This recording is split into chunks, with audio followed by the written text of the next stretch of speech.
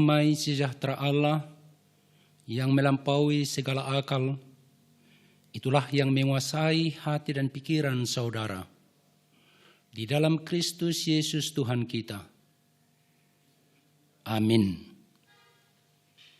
Saudara-saudara yang terkasih di dalam Yesus Kristus, dimanapun saat ini saudara berada, saya sampaikan salam dari kantor pusat HKBP Piara Jatarutung.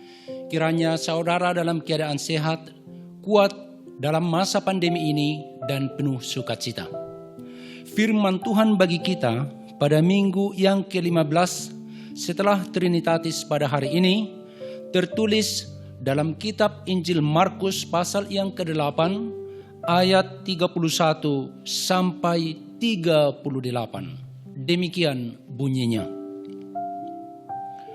Kemudian mulailah Yesus mengajarkan kepada mereka bahwa anak manusia harus menanggung banyak penderitaan dan ditolak oleh tua-tua, imam-imam kepala, dan ahli-ahli Taurat, lalu dibunuh dan bangkit sesudah 3 hari.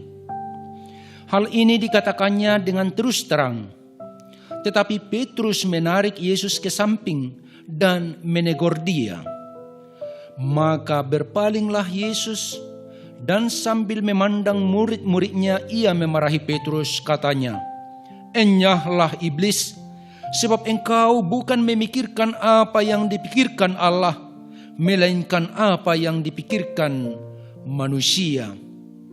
Lalu Yesus memanggil orang banyak dan murid-muridnya dan berkata kepada mereka, "Setiap orang yang mau mengikut aku, ia harus menyangkal dirinya, memikul salibnya, dan mengikut aku. Karena siapa yang mau menyelamatkan nyawanya, ia akan kehilangan nyawanya. Tetapi barang siapa kehilangan nyawanya karena aku dan karena Injil, ia akan menyelamatkannya. Apa gunanya seorang memperoleh seluruh dunia, tetapi ia kehilangan nyawanya? Karena apakah yang dapat diberikannya sebagai ganti nyawanya?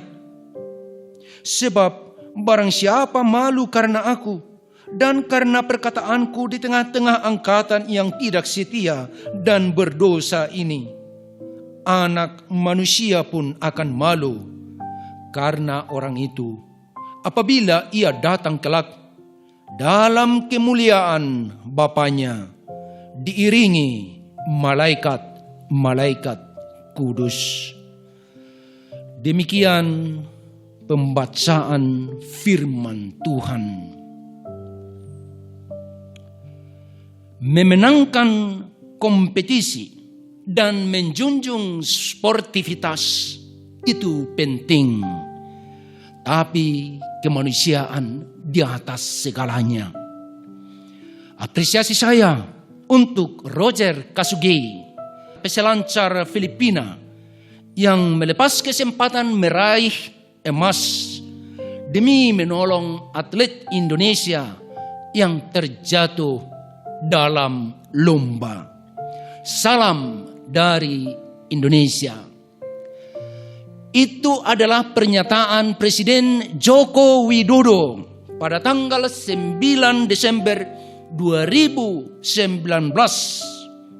setelah berita viral tentang tindakan heroik Roger Kasugei yang memilih menolong peselancar Indonesia Arif Nur Hidayat, pesaingnya di semifinal SEA Games Men's Longboard yang terjatuh akibat terjangan ombak besar. Roger sebenarnya bisa meneruskan pertandingan demi meraih medali emas, tetapi dia mengutamakan keselamatan pesaingnya yang terjatuh dalam lomba itu. Saudara-saudara, ini adalah pilihan yang sangat sulit. Tetapi apa respons dari masyarakat Indonesia dan masyarakat internasional terhadap tindakan mulia yang ditunjukkan oleh Roger Kasugi. Respect, salut, juara sejati, berhati emas.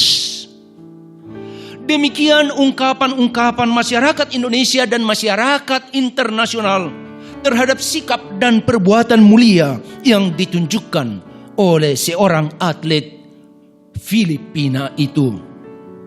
Dia telah mendapatkan lebih dari sekedar medali emas.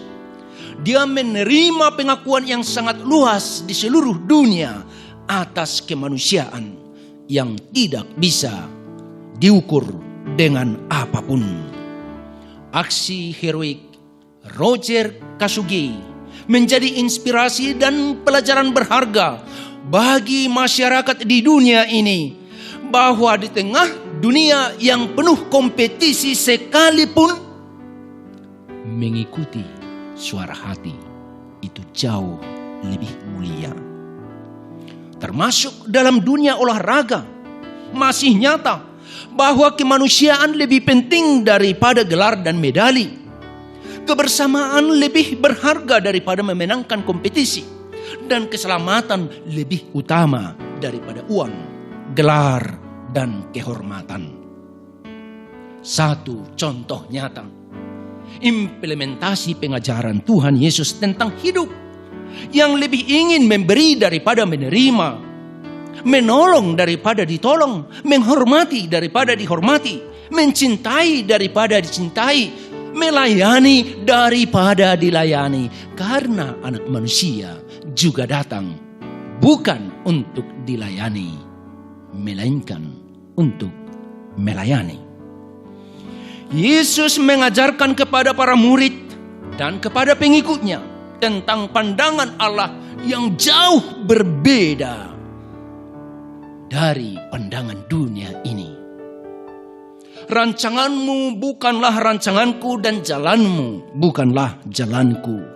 Seperti tingginya langit dari bumi, demikianlah tingginya jalanku daripada jalanmu, dan rancanganku daripada rancanganmu. Yesus mengajarkan tentang jalan, rancangan, dan pandangan Allah yang benar-benar berbeda, bahkan kontradiktif dengan apa yang dipikirkan dan dipahami oleh dunia ini.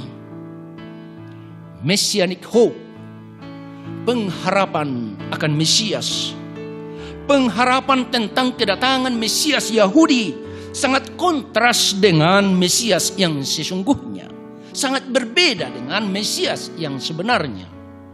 Terlebih dengan pernyataan dan pengajaran Yesus sebagaimana Injil Markus ceritakan.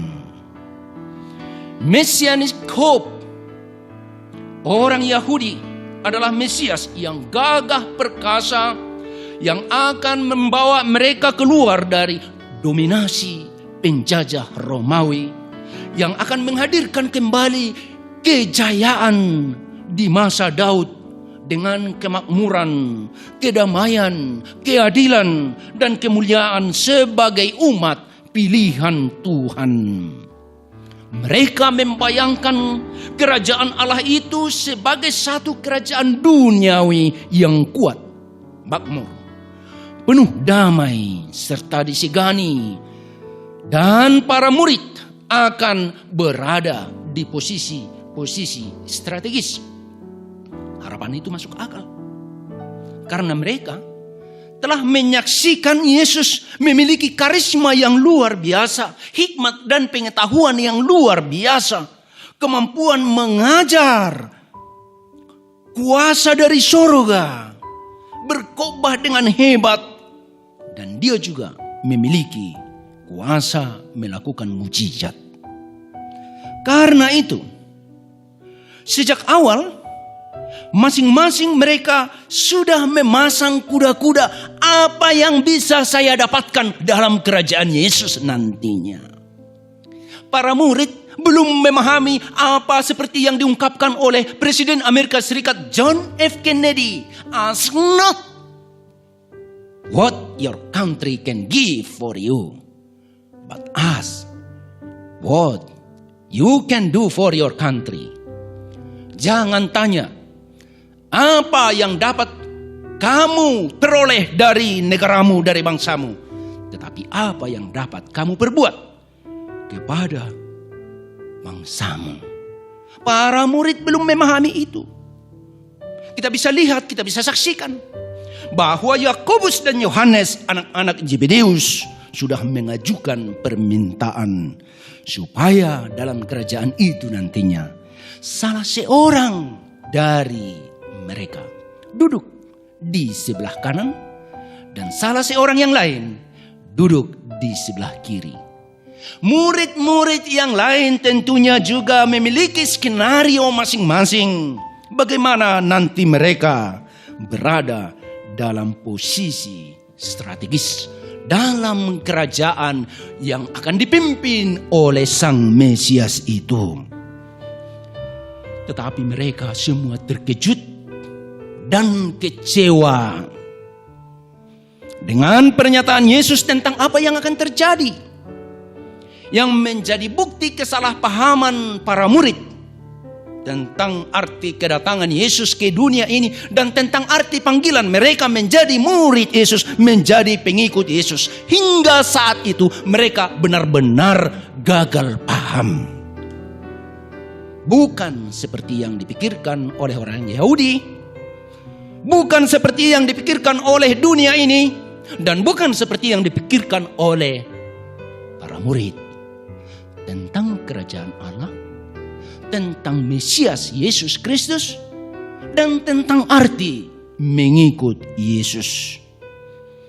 Melainkan sebagaimana rancangan dan jalan yang sudah ditentukan dari atas oleh Allah Bapa.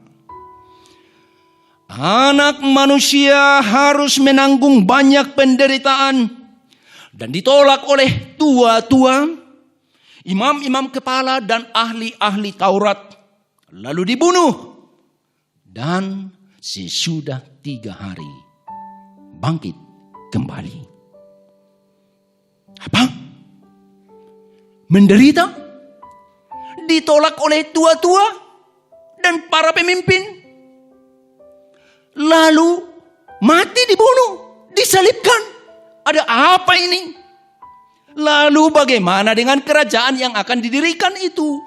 Bagaimana dengan posisi di sebelah kanan, di sebelah kiri, posisi-posisi strategis dalam kerajaan itu? Bagaimana dengan itu semua? Mungkin Yesus salah ngomong. Mereka tidak bisa terima. Para murid itu tidak bisa terima pernyataan Yesus itu yang sangat mengecewakan mereka. Bahkan Petrus menarik Yesus dan memberi peringatan kepada dia. Tapi saudara-saudara, Yesus bukan salah ngomong. Yesus mengatakan yang sebenarnya. Dia mengatakan apa yang sudah ditentukan oleh Allah Bapa.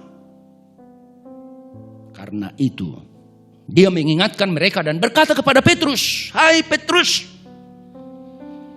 enyalah iblis, sebab engkau bukan memikirkan apa yang dipikirkan Allah, melainkan apa yang dipikirkan oleh manusia." Kau masih manusia duniawi yang belum memahami kerajaan Allah, yang belum memahami arti kedatanganku. Sekalipun engkau mengatakan aku adalah Mesias, tetapi kau belum paham. Dan sekarang Yesus mengajarkan kepada mereka bahwa dia bukan hanya menderita, ditolak dan dibunuh, tetapi murid juga harus mengikuti jejak Yesus. Semua pengikut Yesus harus mengikuti jejak Yesus. Dan jejak yang ditinggalkan Yesus itu adalah jejak yang sulit, jejak yang payah, jejak yang berat, jejak salib dan penderitaan. Demikianlah kerajaan Allah dibangun di dunia ini. Setiap orang yang mau mengikut aku, ia harus menyangkal dirinya, memikul salibnya, dan mengikut aku. Ini adalah pengajaran fundamental mendasar tentang menjadi murid Yesus. Menjadi murid Yesus itu bukan gampang. Menjadi murid Yesus itu tidak enak. Menjadi murid Yesus itu bukan main-main. Karena dituntut penyangkalan diri. Dituntut memikul salib. Dan memikul salib itu sungguh sulit dan berat. Tidak ada gagang pada salib. Bukan seperti menenteng rantang. Karena memiliki gagang dan tidak begitu berat. Tetapi salib itu berat dan tidak ada gagang pada salib. Kosuke Koyama. Berat dan menyakitkan. Berbeda dengan cara pandang dunia ini. Mengikut Yesus itu adalah sesuatu yang tidak masuk akal sebenarnya. Dan sesuatu yang mustahil. Absurd. Bertentangan dengan logika sehat manusia. Tapi bagaimanapun pendapat para murid, bagaimanapun pendapat orang berhikmat, filosof dunia ini, orang-orang terpintar di dunia ini yang menyatakan bahwa salib itu adalah kebodohan. Bagaimanapun peradaban manusia di dunia ini dibangun, namun rancangan dan rencana Tuhan tentang kerajaan Allah dan tentang keselamatan, sejarah keselamatan, Heilsgeschichte, sudah ditentukan dari atas. Kerajaan Allah dan misi keselamatan Allah dalam Yesus Kristus adalah seperti yang sudah ditentukan oleh Tuhan Allah. Itu sudah default, tidak bisa dirubah, dan tidak ada yang dapat mengubah itu. Anak manusia harus menderita, harus ditolak, harus diejek, harus dipukuli. Dari dalam tubuhnya harus mengalir darah kudus itu. Dan dia harus mati tersalib. Namun itulah yang sebenarnya jalan satu-satunya membangun kerajaan Allah dan membangun keluarga besar, gereja di dunia ini.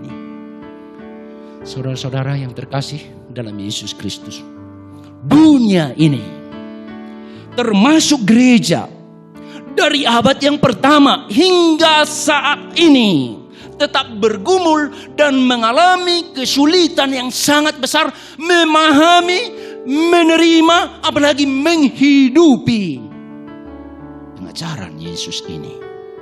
Pengajaran yang fundamental dan mendasar tentang bagaimana kerajaan Allah dan bagaimana mengikuti Yesus. Kecenderungan untuk mengikuti pola pikir dunia ini masih sangat kuat.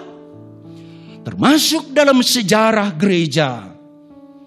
Menyangkal keberadaan diri sendiri dan memikul salib sedapat mungkin harus dihindari. Itulah pengajaran dunia ini. Itulah pengajaran manusia. Namun tindakan demikian jelas-jelas bertentangan dan tidak selaras dengan keinginan Yesus dan visi Yesus tentang kerajaannya di dunia ini. Pada masa Renaissance atau abad pembaharuan di sekitar abad 14 sampai abad yang ke-17, yakni masa peralihan dari abad pertengahan ke zaman modern, gereja pada waktu itu sangat kuat. Benar-benar kuat. Sangat kuat dalam pandangan dunia. Gereja mendominasi kehidupan personal, kehidupan sosial, budaya, dan kehidupan politik di Eropa. Hal itu nampak hingga sekarang dari katedral-katedral yang sangat tinggi, sangat besar, dan sangat kokoh, kuat, indah, luar biasa. Dengan lukisan-lukisan yang menawan hati. Luar biasa jika kita melihat katedral-katedral di Eropa hingga saat ini. Dan gereja memiliki kekuatan yang luar biasa. Memiliki tentara yang setiap saat siap tempur dengan persenjataan terus canggih. Bahkan mereka bisa memenangkan banyak peperangan. Dan para pemimpin gereja adalah seperti raja-raja dan pangeran-pangeran yang sangat kuat, sangat disegani, bahkan sangat ditakuti. Mereka dilayani layaknya seorang raja. Gereja pada waktu itu sangat kaya dengan aset yang luar biasa banyak. Tetapi justru kenyataan itu, kenyataan yang nampak agung, nampak mulia, nampak kuat, itu adalah pengkhianatan yang sesungguhnya terhadap esensi gereja sebagai tubuh Kristus yang harus melayani, yang harus merendahkan diri, dan yang harus menyangkal diri, bukan membesarkan diri. Itulah penyangkalan terhadap pengajaran Yesus. Kemudian datang reformasi yang dipimpin oleh seorang hamba Tuhan, teolog yang brilian dan teolog muda, pendeta Dr. Martin Luther. Dan dia mengajak gereja back to the Bible, kembali pada Alkitab, kembali pada kebenaran dan pengajaran Yesus, pengajaran Tuhan tentang apa artinya menjadi gereja. Dengan ditempelkannya 95 dalil reformasi pada tanggal 31 Oktober 1517 di pintu gereja Wittenberg di Jerman. Dia mengajak supaya gereja kembali kepada kebenaran, supaya gereja kembali kepada ajaran Tuhan Yesus, supaya gereja mau menyangkal diri, memikul salib, dan mengikut Yesus. Gerakan reformasi menolak jelas-jelas teologi of glory, teologi kemuliaan yang menekankan kesuksesan, kemuliaan, kekuasaan, dan kehebatan duniawi, serta merangkul theology of the cross, teologi salib, seperti pengajaran Tuhan Yesus pada hari ini dari Markus 8 ayat 31 sampai 38 itu. Menyangkal diri, memikul salib, dan mengikut Yesus. Itulah awal pemulihan gereja. Sesuai dengan visi Tuhan Yesus, orang Kristen harus mau merendahkan diri, menyangkal diri, mau menderita taat dan setia kepada Tuhan Yesus. Demikianlah juga yang terjadi pada masa Perang Dunia yang kedua, khususnya di Jerman. Ketika itu gereja lebih memilih teologi kemuliaan dengan mendukung pemerintah Nazi Jerman pada waktu itu dengan pemimpinnya Adolf Hitler. Dengan ungkapan Deutsch über alles. Jerman di atas semua. Sehingga mereka tidak segan-segan membunuh jutaan orang Yahudi. Saudara-saudara, pada umumnya orang Kristen waktu itu di Jerman mendukung gerakan Nazi ini, mendukung upaya pembasmian, genosida terhadap orang Yahudi. Dan saat itu sebenarnya orang Kristen di sana sudah menyatakan berhenti sebagai pengikut Kristus. Sekalipun mereka orang Kristen, tapi sudah berhenti sebagai pengikut Kristus. Untung ada segelintir orang Kristen, termasuk beberapa teolog seperti Karl Barth dan Dietrich Bonhoeffer, yang berani menolak kejahatan besar itu dan menyatakan back to the Bible. Hanya Yesus juru selamat. Hanya Yesus yang dapat menyelamatkan kita. Dan mereka dengan taat dan setia mengikuti pengajaran Yesus. Mau menyangkal diri, memikul salib, dan mengikut Yesus. Akibatnya memang sangat tragis. Dietrich Bonhoeffer ditangkap oleh pemerintah pada tahun 1943. Lalu dipenjarakan. Dia berdoa, kekasihnya berdoa, orang tuanya berdoa, sahabat-sahabatnya berdoa, orang banyak berdoa agar Dietrich Bonhoeffer dilepaskan dari cengkraman Nazi Jerman. Tetapi apa yang terjadi? Apakah dia lepas?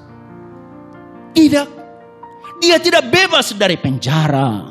Dia sudah ditentukan untuk menyangkal diri, untuk memikul salib. Dan pada tahun 1944 dia dihukum gantung.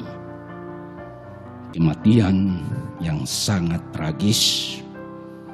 Mungkin kita menganggap ini adalah suatu kegagalan.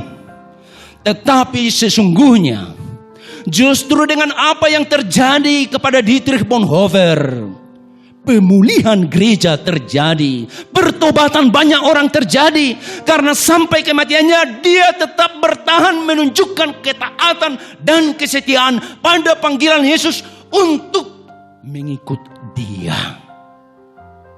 Darah orang martir adalah benih gereja, benar-benar nyata dalam perjalanan hidup Dietrich Bonhoeffer.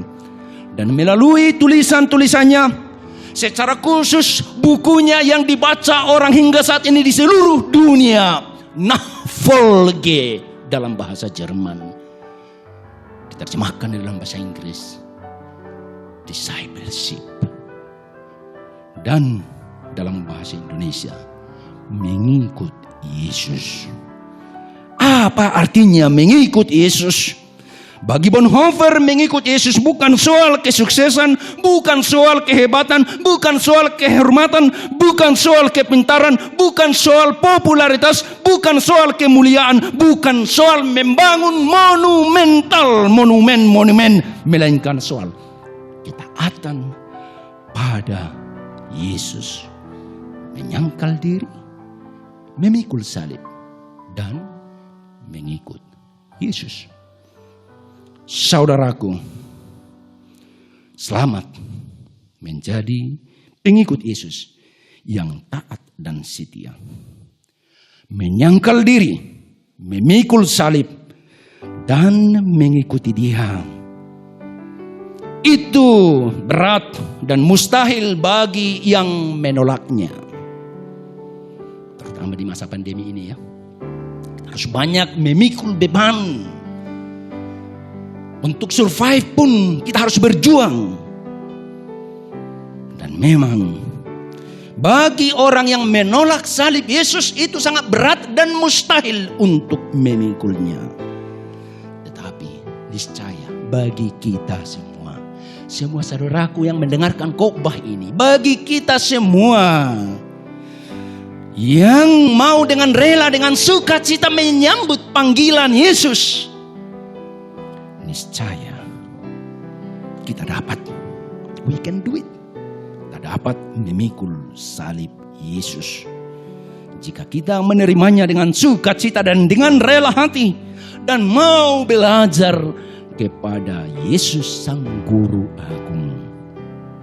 Pikulah kuk yang kupasang dan belajarlah padaku.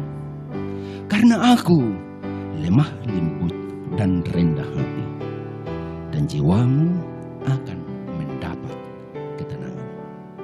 Karena itu saudaraku, termasuk di masa pandemi ini, Sekalipun kita menghadapi tantangan yang berat, kesulitan hidup, terimalah panggilan Yesus dengan sukacita. Menyangkal diri, memikul salib, dan mengikut Yesus.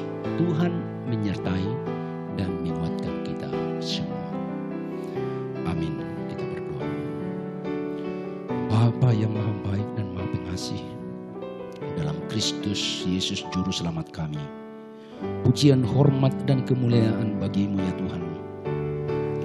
Bahwa di tengah penderitaan, di tengah dunia yang penuh beban berat, di tengah pandemi COVID-19 dan berbagai problematika kehidupan, Engkau menyatakan kebenaran melalui firman-Mu, Injil, kabar baik. Bagi kami, bagi dunia ini, kebenaran yang datang dari surga tentang kerajaan Allah, tentang bagaimana menjadi murid Yesus. Terima kasih ya Tuhan untuk pengajaran fundamental mendasar yang Kau berikan melalui firman-Mu pada hari ini.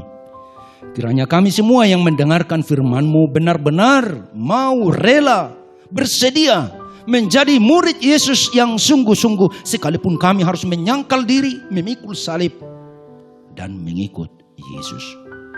Dalam petualangan hidup kami di bumi ini, sampai kapanpun Tuhan izinkan kami berada di dunia ini, kami akan menjalaninya dengan sukacita, dengan kekuatan, dan dengan inspirasi yang dari Tuhan, karena Yesus telah lebih dulu menjalaninya. Jika ada ya Tuhan yang ragu-ragu untuk menerima panggilan itu, Tuhan yakinkan melalui pekerjaan Roh Kudus bahwa sesungguhnya mengikut Yesus itu indah. Karena sekalipun kami berjalan dalam kegelapan dan kekelaman, bahkan dalam lembah kematian, jika Tuhan menyertai kami, itu akan indah. Sekalipun kami berada di masa pandemi COVID-19, termasuk saudara-saudara kami yang saat ini sedang terbaring karena sakit dan karena terpapar COVID-19, dalam situasi itu juga, jika Tuhan hadir, itu akan menjadi masa yang indah. Karena itu hadirlah senantiasa dalam kehidupan kami. Ajari dan kuatkan kami untuk mengikuti-Mu. Dalam Yesus kami berdoa dan mengucap syukur.